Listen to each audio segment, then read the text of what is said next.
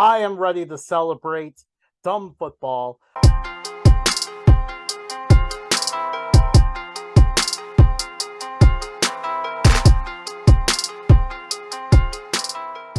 Hello, hello, hello, and welcome to Updog Sports Talk. My name is Matt Miller, repping an awesome Houston Oilers hat.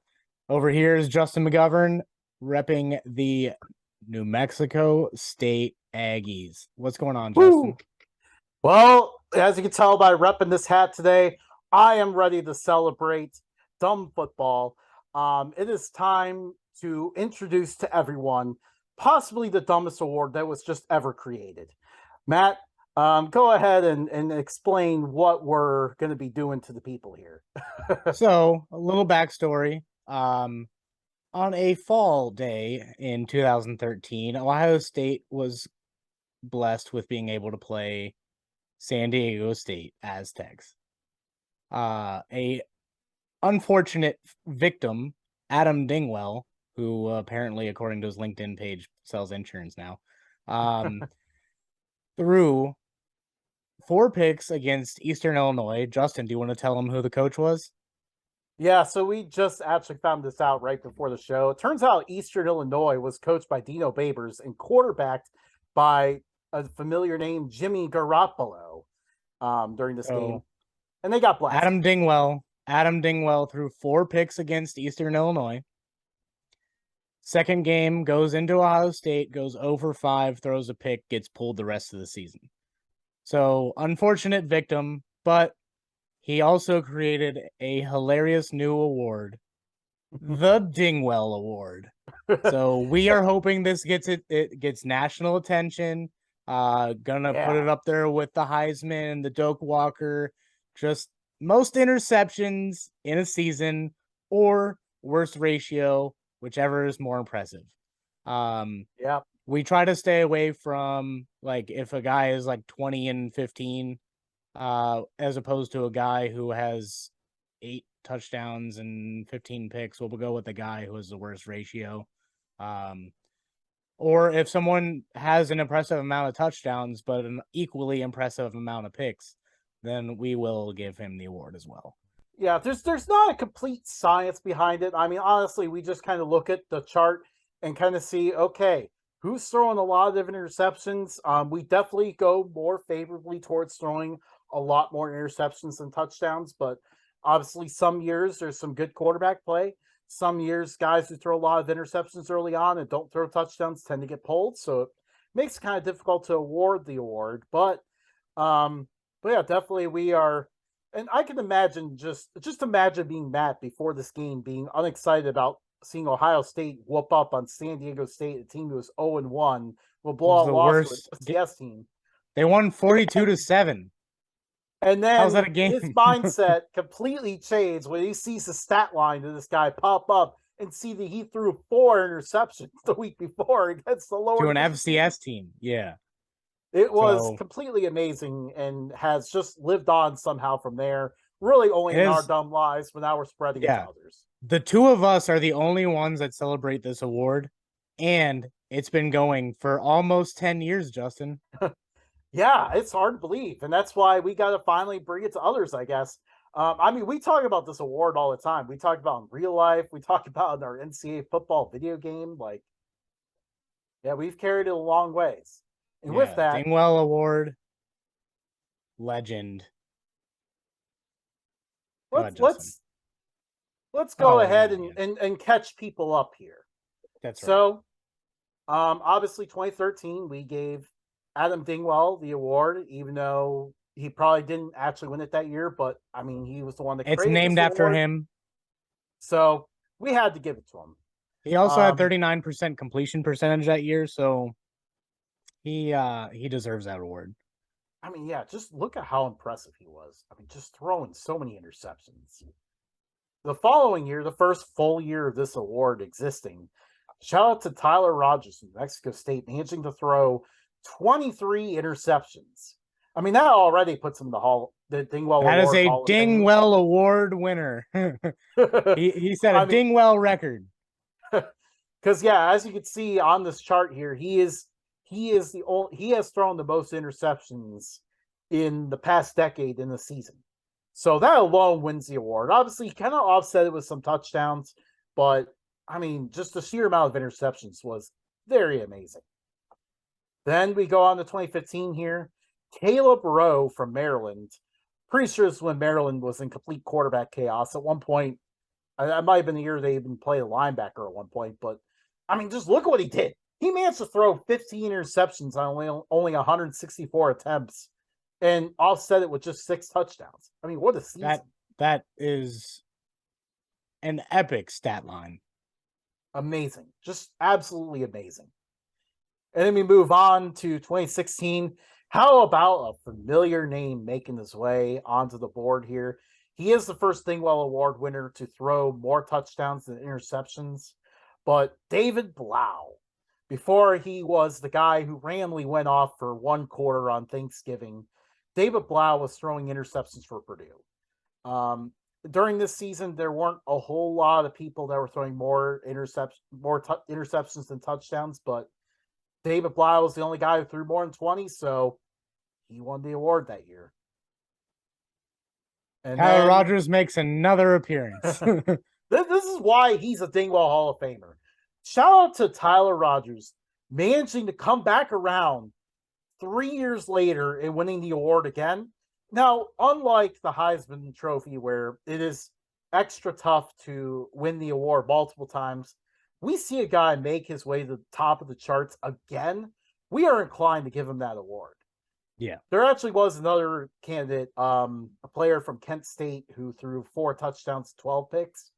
Probably would, in a normal year, could have won the award. But, I mean, honestly, when Rogers was top of the board, most interceptions again, I mean, we just had to give it to him a second time. Yeah. Shout out Tyler Rogers. Don't know what you're doing, but you set an NCAA record for the Dingwell Award winning trophy. Mentioning that, the next one here in the list is just an all-time Dingwell Award season. Art Sitkowski, who threw only 4 touchdowns and 18 interceptions. I mean, he's obviously playing for Rutgers, a team that has less talent on the field than everyone they play for 9 games of the season. I mean, Rutgers has no business being in the Big Ten anyways, and that's part of why they suck. But, I mean, shout out to this guy managing to play the whole year and having no touchdowns to offset the interceptions he's throwing. Yeah, that is what we look for when it comes to a ratio for touchdowns to interceptions. I mean, it's just picture perfect. A picture perfect Dingwell season by him. And you know what's really funny? Somehow, some way, this guy is still playing in college football today. He's currently the backup quarterback for Illinois. You know why? Because 2020 was a free season for all athletes. So he got an extra year. He got an extra year to show what he can do. Yeah, and obviously being the backup quarterback gives him less opportunities, but in an absolute slugfest against Iowa a few weeks ago, he managed to throw an amazing red zone interception right when it looked like one of the teams was threatening to score a touchdown. But he made sure that didn't happen. Next on the list, how about another familiar name? A man who's been sitting behind Aaron Rodgers this whole time. There's probably a reason why. Jordan Love. Really, it was a year where there weren't many great Dingwell candidates, and he just managed to throw more interceptions than anyone else. It was very funny because he actually had a really good 2018, which is probably what put him on the radar in the first place.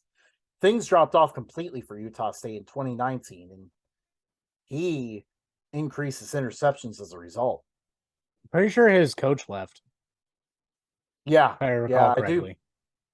I believe it was coach leaving. And then to top it all off, also offensive coordinator gone. Coach went to Texas Tech, I believe. And then offensive coordinator, a man whose name might be quite familiar today. The offensive coordinator in 2018 was Josh Heupel, who went to Missouri, led some good offenses there, went to UCF as a head coach, kept them on their run, and now is at Tennessee having an incredible season. And obviously you can see in 2019, though, losing him was pretty rough. Yeah. Now, 2020, the COVID year, was just kind of wild and messy. It surprisingly actually brought us quite a few Dingwell candidates, even though we didn't see as many interceptions. The good news is we saw less touchdowns. Chase Bryce and Duke played most of the year. He transferred in after being the hero for Clemson in 2019, and it did not go well. Duke was absolutely terrible during that year, and Chase Bryce just was throwing interceptions all over the place. I think that year you and I overwhelmingly agreed Chase Bryce was the Dingwell Award winner. Yeah, I mean, pretty much about halfway through the season.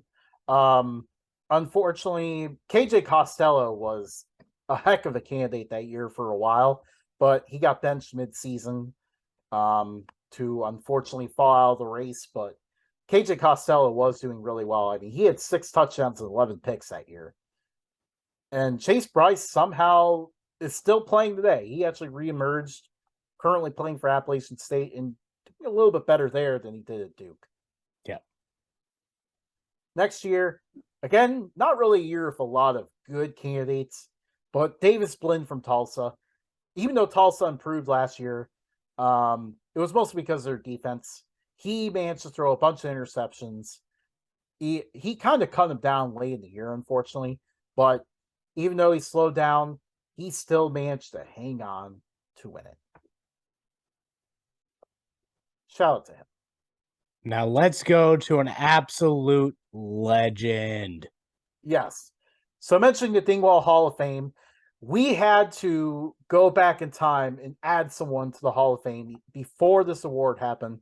I got to thank No Context College Football for getting this thing circulating around Twitter this past offseason. This guy, I mean, this is a terrible season for Washington State. They were absolutely horrible that year. And this guy he actually ended the year with this, by the way. 0 touchdowns and 11 interceptions. I mean, just a legendary performance. Yeah, that is an all-time Dingwell Award great. Kevin Lopina, congratulations.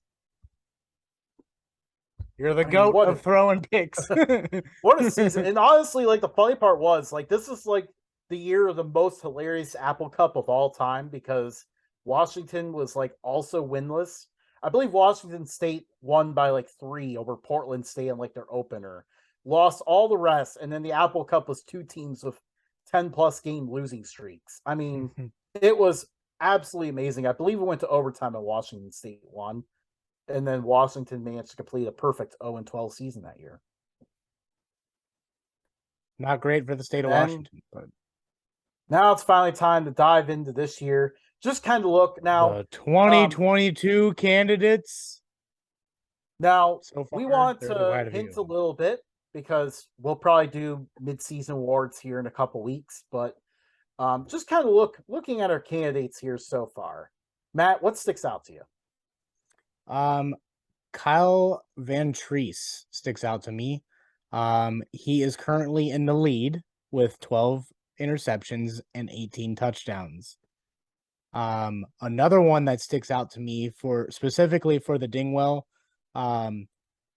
Jack Solopek from Western Michigan, 7 touchdowns, 10 picks. He has a nice ratio going. See, that's the ratio we want to see, because obviously the challenging part with Kyle Van Treese, I mean, so far he's winning it because he's just throwing more interceptions than anyone else. But I believe he's also second I think he's second in all of college football in passing yards. So Van Treese may have to be taken down off of this prestigious list. But it depends on how he finishes. If he just throws a ton more picks, and he's right back in it. But as of right now, my vote would be Jack Sullivan. Yeah, I agree. His high completion percentage, I mean, it's not something we consider all the time, but when we get a debate like this, high completion percentage might definitely disqualify for him for this. I mean, he's more of a thrilling quarterback. Like, if you were giving out a different award for a guy who was similar to like the Jameis Winston 33 touchdown, 30 interception NFL season, you want to give out an award like that for being just a thrilling quarterback who's throwing touchdowns and interceptions for both sides. That would be more of what he's eligible for. But Jack Solopek, threw 5 interceptions in his last time out against Ohio. I mean, shout out to him just thrusting his way right into the race. Yeah. So great job moving on up the Dingwell Award list. Yeah, up next we got to talk about Brennan Armstrong here. He looked really good last year, and then Really good. um, This is actually surprising to me and because then I actually Bronco thought he was going to have a good Mendenhall. season. Yeah, but Bronco Mendenhall retired, new coach in there. A lot of guys gone. Really, he's the only one that's stuck around, so he's just stuck there on his own. And then, yeah, you could see it's not going well. He definitely looks like he could stay in strong candidacy all year. In it for the Yeah. long haul. And then Justin, pre-show, you were going over a couple of former candidates who have kind of slipped down the list. Care to Yeah, explain? yeah, Logan Bonner here. He was on absolute fire for this award to start off the year. He managed to throw these 8 interceptions in just a few games, including when they lost 35-7 to Weber State from FCS. I mean, that's perfectly in the spirit of the award. Unfortunately, he got hurt. So we might not see him again the rest of the year. But he was off to a fantastic start. And then Chance Nolan is kind of riding the wave right now because he was off to a great start to the year, then was a complete disaster against USC, throwing 4 interceptions in a game where they had a chance to pull off an upset. He threw 4 interceptions and they lost by 3 points. And then the following week, he threw more interceptions against Utah, and then he got hurt. Then going down the list here. God, I was going to get you back on track. Yeah, Spencer Rattler looked like a great candidate for the early part of the year, but he's actually caught fire as of late. He's actually been playing pretty well. Yeah. I actually thought he'd be higher on this list, but a former Dingwell Award winner, Davis Brin down there, 16 touchdowns, 7 picks, taking his name right off of the Dingwell list. Yeah, nice he's little turnaround for him. A little bit, but he's kind of looming there. 7 interceptions. You know, he has one game like Jack Solopek did, throws 5 He has been interceptions in the sacked game, the and he's most right up too. there. Oh, out of this list, he's been sacked the most. Oh yeah, this is a team that wants to throw the ball around, high flying offense, but bad offensive line. It's a great combination to all of a sudden throw a bunch of picks and get right into this thing. Another guy who has a lot who could get in the race here is old Miles Kendrick. I don't know why he sounds like he should be a rapper, but he's thrown only 3 touchdowns to 7 picks. New Mexico already fired their offensive coordinator. It didn't help them. So he definitely is right in the thick of this. Miles Kendrick sounds like a failed NASCAR driver's name. I can see that too. Oh, good call on that one. Thanks. And then everyone else is kind of just looming there. So our leaderboard right now is Jack Solopek, Brennan Armstrong, who else was eligible for the running? Spencer Rattler, I guess. I would say probably. You know what? Let's give it a little shout out here to Connor Bazelak of Utah here, or of Indiana here. I mean, he has thrown only a few more touchdowns than interceptions, and has a terrible completion percentage. So he definitely, I feel like getting into Big Ten play is helping him kind of work his way into the race, because he probably had like a few good games early on in the year during some weak non-conference opponents. I would say that Van Treese for Georgia was Southern should still be on the list just because he leads the nation in picks, but an asterisk next to his name because he is having a Jameis Winston type season where he's throwing a ridiculous amount of yards, decent amount of touchdowns, but a lot of picks. Yeah, I mean, he's just all over the place. Definitely make sure you watch some Georgia Southern games because this man's thrilling. And by the way, let's mention that 2 sacks. There's a familiar face, the coach there too, Clay Helton. Yeah.